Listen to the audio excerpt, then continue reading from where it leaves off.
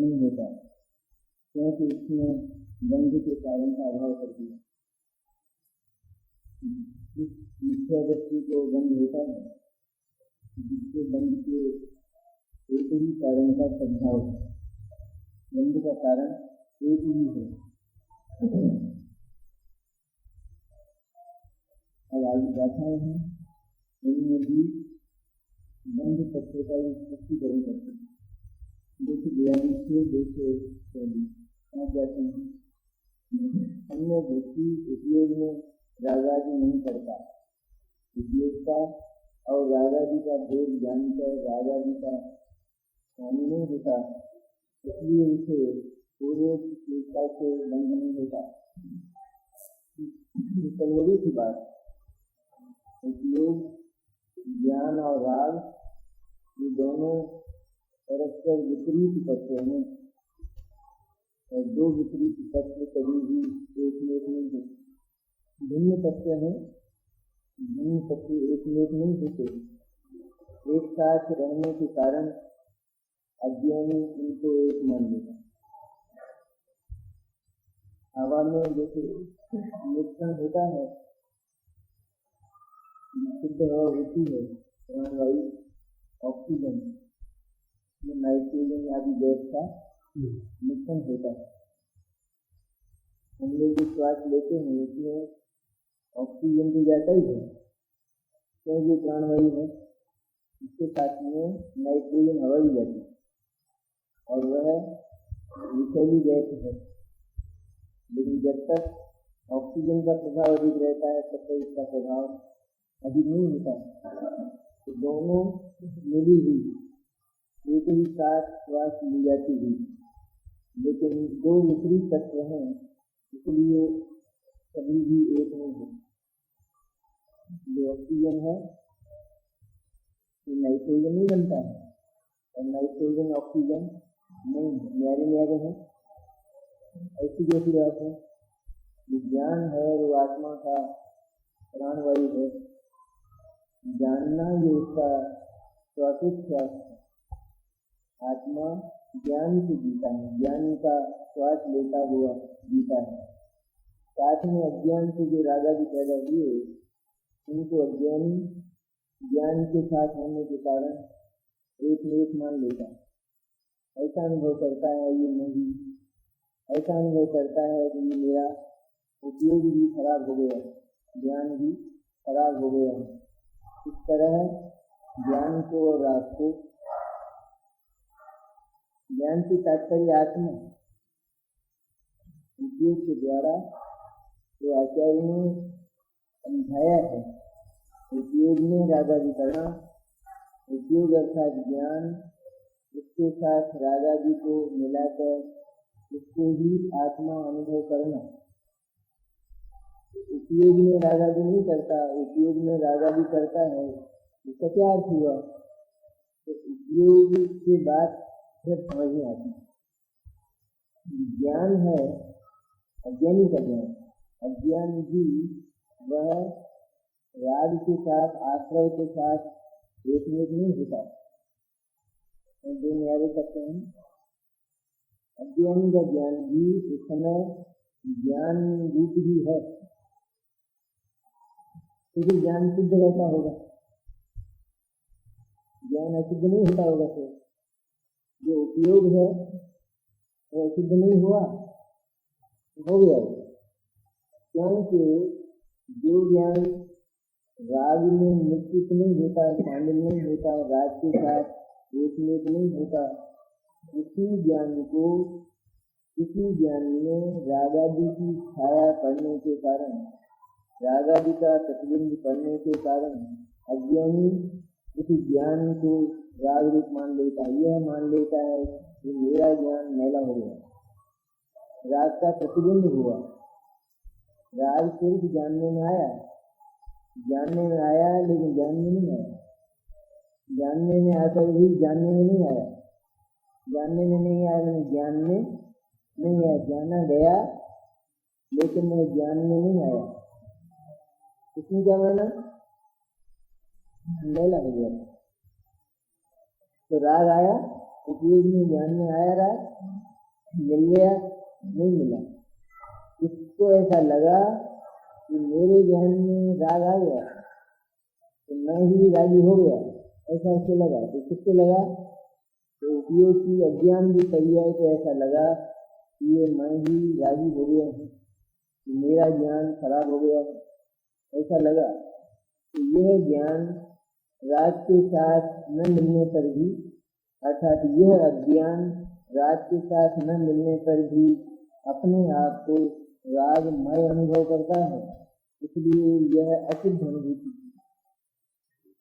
शुद्ध होने पर भी आत्मा और ज्ञान पवित्र होने पर भी उपयोग की अज्ञान की दशा अपने आप को रागमय अनुभव करती है, इसलिए उसको आत्मा अशुद्ध और उपयोग अर्थात ज्ञान ये अशुद्ध अनुभव में आता है और उसको कहते हैं बंध। क्या कहा उसको?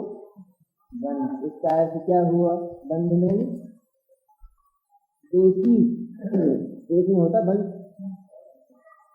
एक में बंद होगा, केवल हाथी हाथ हो, रस्सी नहीं बन जाए, नहीं बनता है। इधर तो ज्ञान और इधर इसके समानांतर रहने वाला राग, ये दोनों इस अज्ञानी को एक अनुभव में आते हैं, अर्थात उसको आत्मा मैला ही, ज्ञान मैला ही अनुभव में आता है।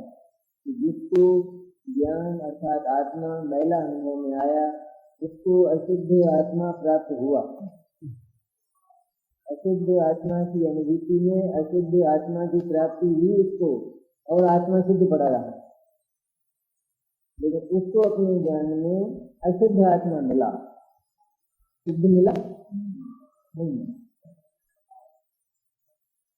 उसको बंद कहा। ये दो है, दो है जन्य स्वभाव वाले, न्यारे न्यारे हैं, एक कभी होते नहीं है। तो इसने उनको एक अनुभव किया कि यह इसके साथ अपने ज्ञान में बंध गया, इसका ज्ञान ही बंध गया, ज्ञान में उसके साथ बंध गया। न्यारे थे ना, न्यारे अलग, अलग होने पर भी इसने उनमें संबंध स्थापित किया। संबंध भी कैसे स्थापित किया? संयोग संबंध नहीं, निमित्त नैमित्तिक नहीं, एक चेता वाला नहीं, बस तादात्म्य संबंध स्थापित किया।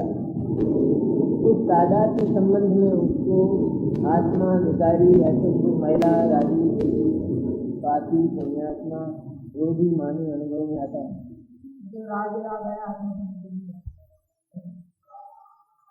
राग नहीं आया, आत्मा आया, क्योंकि इसने राग को आत्मा के साथ मिलाया। अनुभव तो उद्रवी का ही करता है, मानता यह है मैं आत्मा का अनुभव करता हूँ। तो कैसा तेरा आत्मा, उसको पूछा जाए तो क्या कहेगा? कैसा तेरा आत्मा? संसारी है, मैला है, अशुद्ध है, कैसा? ये पूछने की बात है। अगर वो ये कहे मेरा ज्ञान अज्ञान भी था, मेरी श्रद्धा मिथ्या दर्शन दूसरी मेरी करिया, तुझे इसने द्रव्य का भले ही नाम नहीं लिया, लेकिन उसने ये मान लिया कि ये श्रद्धा और ज्ञान की पर्याय विकारी थी, तो इसमें ध्वनित हो गया नहीं, इसमें एक बात किसी भी अंडरस्टूड आ गई, मेरा द्रव्य विकारी नहीं हुआ, तो वो तो ज्ञानी हो गया। जिसको द्रव्य और पर्याय का भेद करना आ गया वो तो ज्ञानी हो गया ना। जिसने अपने वर्तमान द्रव्य को पर्याय जैसा और पर्याय जितना अनुभव किया उसको अज्ञानी है, वो अज्ञानी हुआ। सम्यक दृष्टि को भी राग रहता है, लेकिन वह प्रथम तो अपने ज्ञान में, श्रद्धा में राग को आत्मा के साथ नहीं मिलाता। राग को आत्मा के साथ मिलाकर फिर जो आत्मा तैयार होता है, उस आत्मा की प्रतीति श्रद्धा नहीं करती, सम्यक दर्शन, मिथ्या दर्शन की श्रद्धा करता है। इसी तरह राग के साथ आत्मा को मिलाकर जो अनुभव किया जाता है उसका नाम नित्य ज्ञान है। सम्यक ज्ञान में जब जब आत्मा की अनुभूति होती है तो राग को एक वो करके मैंने क्या करके मैंने कुछ करना वरना नहीं है, बस वो आत्मा जितना है उतना, इसमें करना क्या था? आत्मा राग से अलग ही पड़ा था, इसने केवल आत्मा का अनुभव कर लिया और राग को छोड़ दिया, क्योंकि वो आत्मा नहीं था, इसको छोड़ दिया।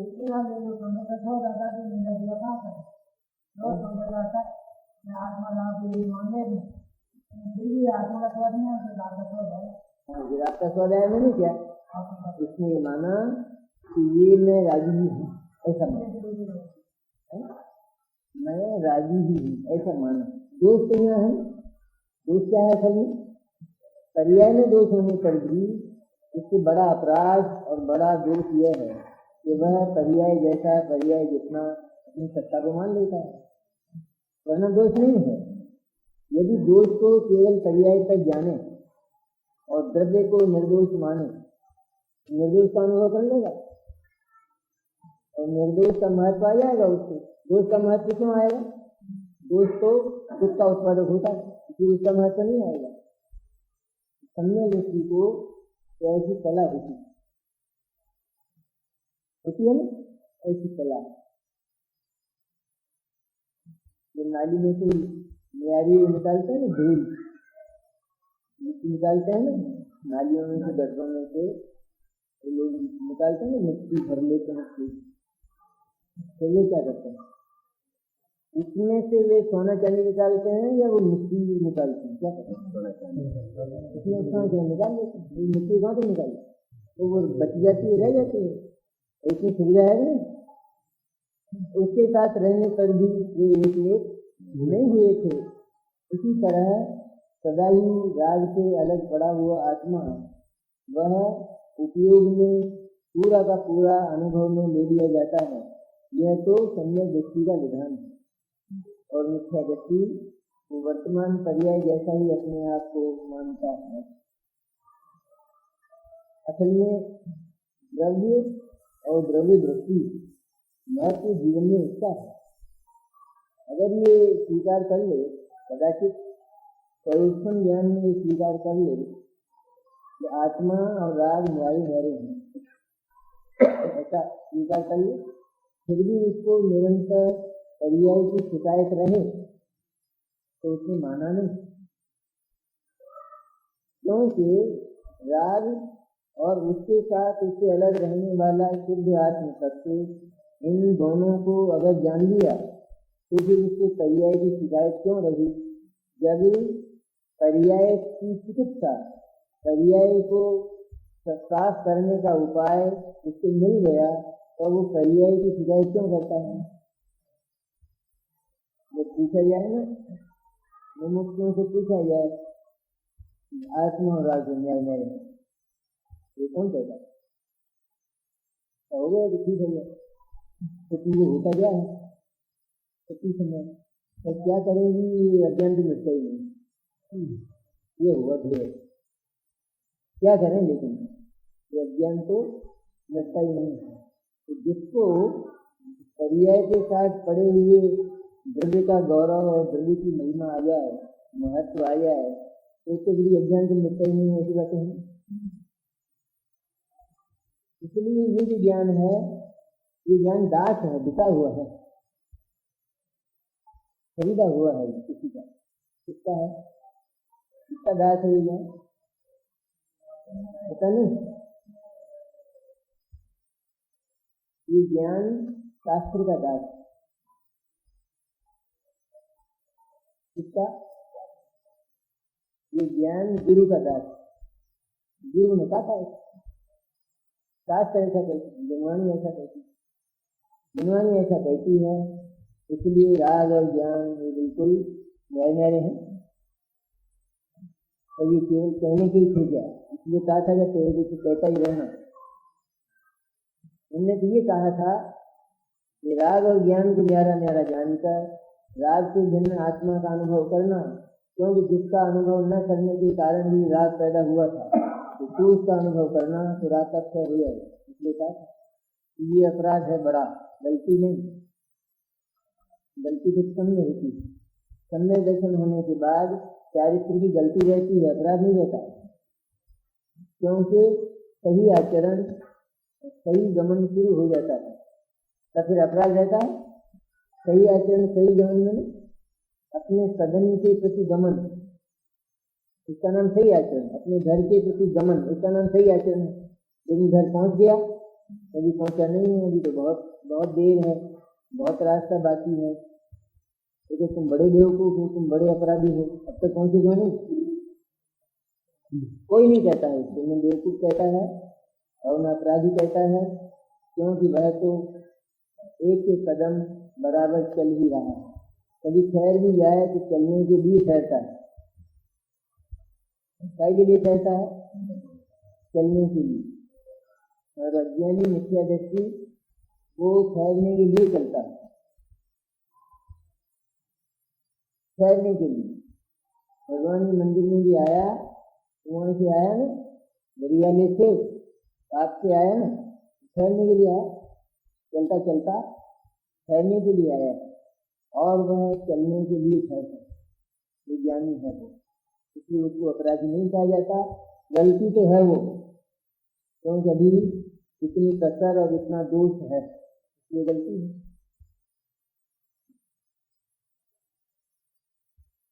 परीक्षा भवन में अनेक विद्यार्थी हैं, तो कुछ विद्यार्थी को वो अपने अपने प्रश्न हल कर रहे हैं बिल्कुल एकाध, और कुछ विद्यार्थी नकल कर रहे हैं उनकी, ठीक है। तो जो बिल्कुल सही अपना प्रश्न हल कर रहे हैं एकाग्रता से, गलतियां तो उनके भी होती हैं, सारे सवाल राइट नहीं आते, किसी के आ जाए, लेकिन सारे सवाल नहीं आते ना राइट। तो इनको मान लीजिए 33 नंबर आए, तो पास होंगे नहीं। अच्छा, और एक जो नकल करने वाला विद्यार्थी है, उसने सारे ही सवालों की सही नकल की, सही, इसे एक भी सवाल गलती नहीं है, लेकिन उसकी कॉपी पकड़ ली गई। जो सारे ही सवालों की सही नकल की, सही, इसे एक भी सवाल गलती नहीं है, लेकिन उसकी कॉपी पकड़ ली गई। कितने नंबर आएंगे?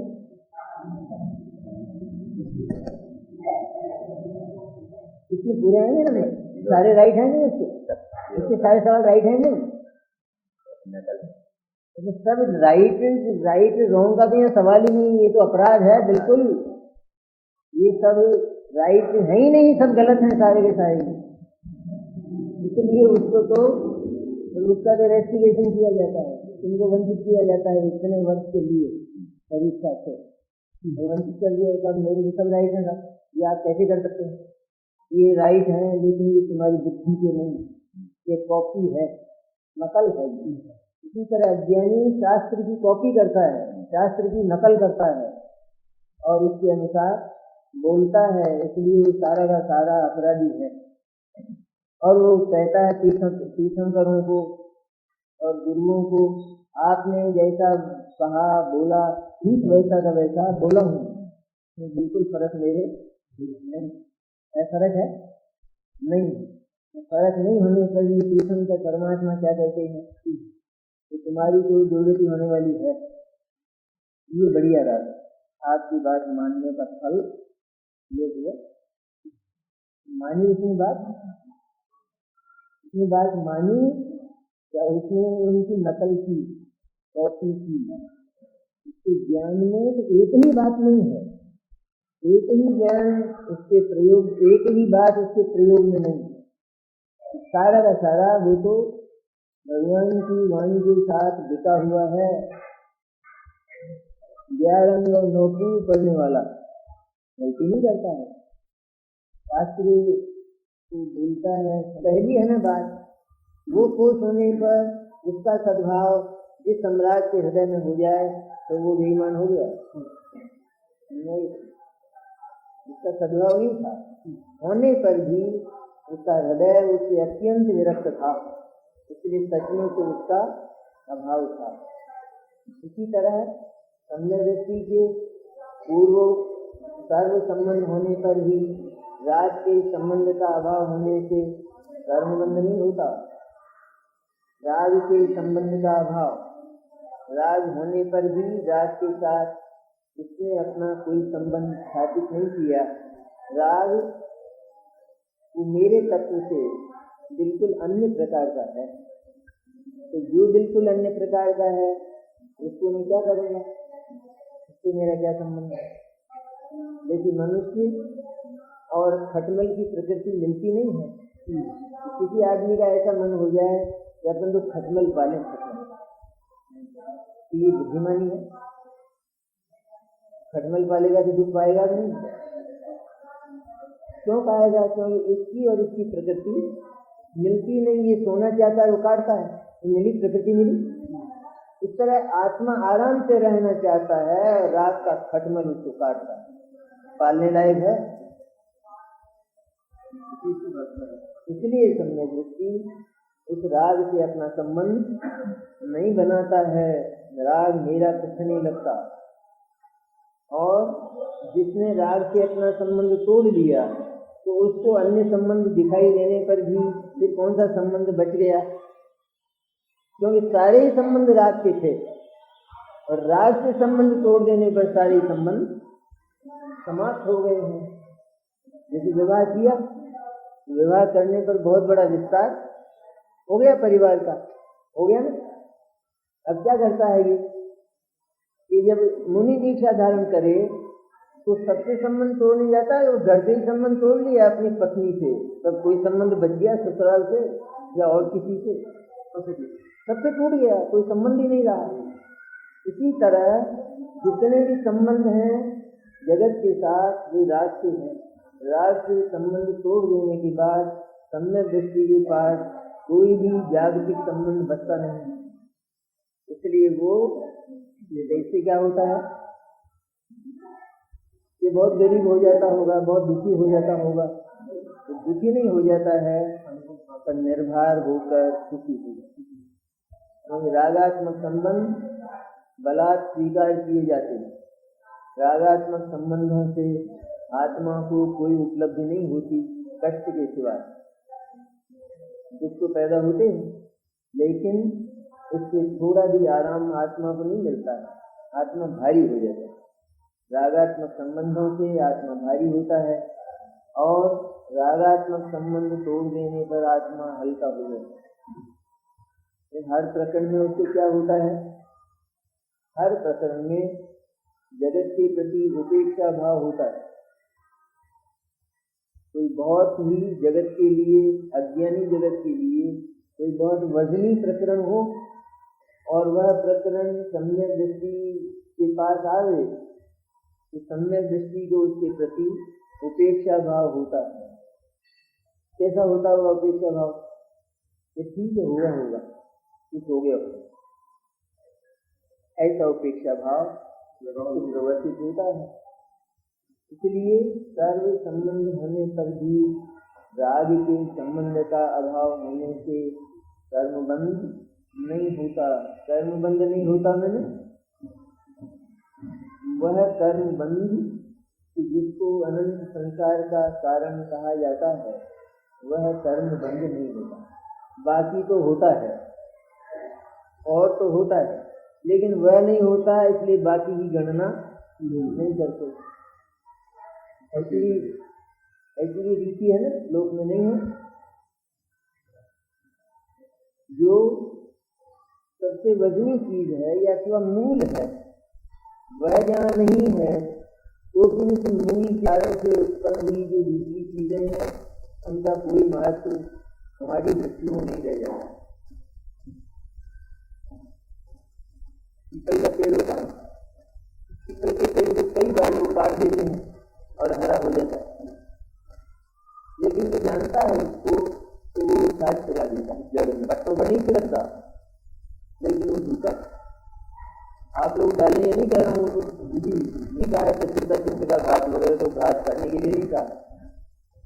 वो नहीं, ये नहीं कहा जा रहा है कि साथ खिलाना खिलाते करना, ये जो विधि की बात कही जा रही है वो उसकी जड़ में साथ चलाता है तो उसको फिक्र नहीं रहती ऊपर। फिर वह उसके संबंध में विचार किया करे कि ये तो और गहरी चली जाएगी और मेरे मकान को तहस कर देगी, ये फिक्र उसको पर क्या हो जाता है उसके चित्त में कितना परिवर्तन हो जाता है। तो कुछ नहीं है, कुछ नहीं है, बस ये इतनी बड़ी दिख तो रही है लेकिन कुछ नहीं है, इसमें कोई ताकत अब नहीं रह गई है, यद्यपि कुछ समय रहने वाली है। इसी तरह मूल कर्म बंध जिसको अपने आगम में अनंतानुबंधी और मिथ्या दर्शन मोह के नाम से पुकारा गया, उसका बंध सम्यक दृष्टि को नहीं होता। वही निमित्त की अपेक्षा से संसार का सबसे सशक्त निमित्त, ताकत वाला, सबसे ताकत वाला निमित्त है। इसलिए उसके बंध का अभाव हो जाने पर तो दूसरे बंध की गिनती नहीं की जाती है। इसलिए ऐसा कहा गया कि अब कर्म बंध नहीं होगा। छाछ पिलाई ना उसको पीपल को, तो फिर क्या कहता है वो, खत्म हो गई, खत्म हो गई, खत्म कहाँ हो गई, खत्म कैसे हो गई, तो खत्म हो गई कैसे? ये लोक दृष्टि में भी एक बात है नहीं है। जैसे अपेंडिसाइटिस निकाल दी गई तो क्या कहते हैं हम, बहुत अच्छा हो गया, बहुत अच्छा हो गया, सब ठीक हो गया, सब ठीक हो गया, इतना बड़ा घाव हो गया, उसका क्या है? जो घाव पहले था ही नहीं, अब इतना पेट फाड़ दिया और घाव हो गया, इसका क्या है? ये कुछ नहीं है, कहते हैं सब ठीक हो गया, बिल्कुल सब खत्म हो गया। क्या विचित्र है यार, लोग दृष्टि से भी अध्यात्म को नहीं समझ सकते अपन।